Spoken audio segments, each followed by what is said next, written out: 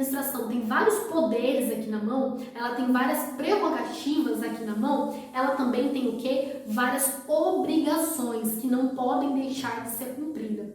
A primeira obrigação é o fato de que o direito que é tutelado não é do agente público, não é daquela administração. O direito tutelado é do particular, da coletividade. A administração, ela vai atuar gerenciando um interesse que não é dela, é um interesse que é do outro. Isso vai gerar uma consequência. Ela não pode renunciar àquela obrigação que ela tem. Então imagina assim, ó, se um particular, se um servidor comete uma infração disciplinar, a administração pode deixar de investigar aquela infração disciplinar? A administração pode investigar e ao final deixar de punir se ficar comprovada a prática da infração?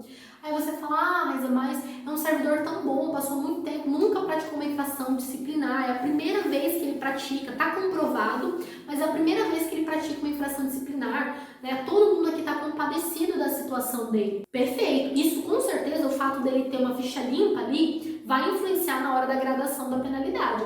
Agora, o gestor pode simplesmente deixar de aplicar? Não, porque se ele deixar de aplicar a penalidade, quem vai ser responsabilizado vai ser ele, pessoalmente, por conta disso. Por quê? Porque a obrigação de investigar uma infração e de penalizar não é uma faculdade do gestor, é uma obrigação de fato. Então ele não pode deixar de aplicar, ele não pode renunciar ao direito que a coletividade tem de que uma infração praticada pelo servidor vai ser penalizada à altura, entende? Ou uma outra situação, por exemplo, a administração ela pode deixar de cobrar uma multa administrativa? Não, como regra, não. Por que como regra? Porque a administração ela pode trazer benefícios para o parcelamento daquela multa administrativa, ela pode trazer o perdão da multa de uma forma, a gente já até falou disso, né, do induto administrativo, que é o perdão de sanções administrativas. Mas isso tem que ser feito dentro de um critério objetivo, não beneficiando uma pessoa específica, tem que ter previsão em lei, não é o gestor que escolhe, eu tenho que fazer isso por meio da previsão em lei, e quando ele faz isso, é pensando no interesse coletivo. Por exemplo, se a administração pública vai fazer um acordo, aí você deve estar me questionando, você diz que a administração não pode renunciar ao direito que não é dela. Não pode mesmo. Mas imagina só, na situação do acordo, tá? A Fazenda Pública pode fazer acordo com o particular? Pode. Inclusive, lá na lei de improbidade, a gente tem agora o acordo de não percepção civil, que é nada mais, nada menos que um acordo entre o agente que praticou a improbidade e a administração pública. Só que nesses casos, o que significa o acordo? Ele vem trazer um benefício para o coletivo, porque a gente pode combinar que eu vou fazer um acordo para que você coopere me falando quem são as outras pessoas que participaram desse ato de improbidade.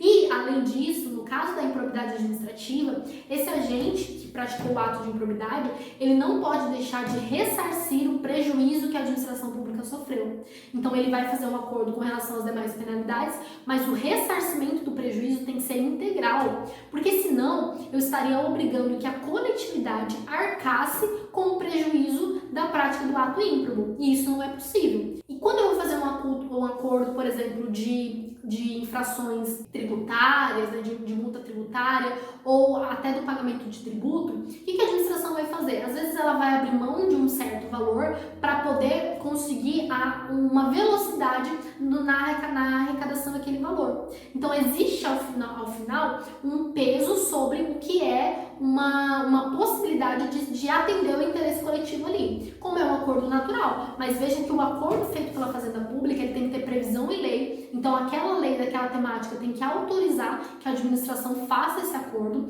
e tem que cumprir requisitos. Normalmente esses requisitos, dentro desses requisitos tem a previsão de que no caso de prejuízo, o particular tem que arcar integralmente com o prejuízo. Então ele vai fazer um acordo com relação às demais penalidades, mas o ressarcimento tem que ser integral. Então veja que ao mesmo tempo em que a gente garante a supremacia do interesse público, eu também vou garantir que o interesse público ele é indisponível. Então os agentes públicos, primeiro, só podem fazer o que está previsto, que é autorizado pelo ordenamento jurídico. Ele não pode criar uma regra da cabeça dele, ele não pode fazer isso.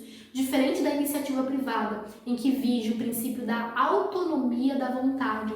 O particular, se não tiver nada proibindo, é permitido. Na administração, não. Se não tiver nada autorizando, é proibido. Entende que é o inverso? Isso não acontece na iniciativa iniciativa privada. Por quê? Porque eu tenho, dentro da lógica do direito público, uma previsão de que a administração pública ela precisa obedecer o princípio da legalidade, ela precisa obedecer aquilo que está autorizado para ela, tá? E aqui, dentro desse princípio da indisponibilidade do interesse público, também tem a previsão de que a administração não pode renunciar um direito que não é dela, a administração não está lidando com direitos próprios, está lidando com direitos de terceiro e por isso a responsabilidade dela é muito maior.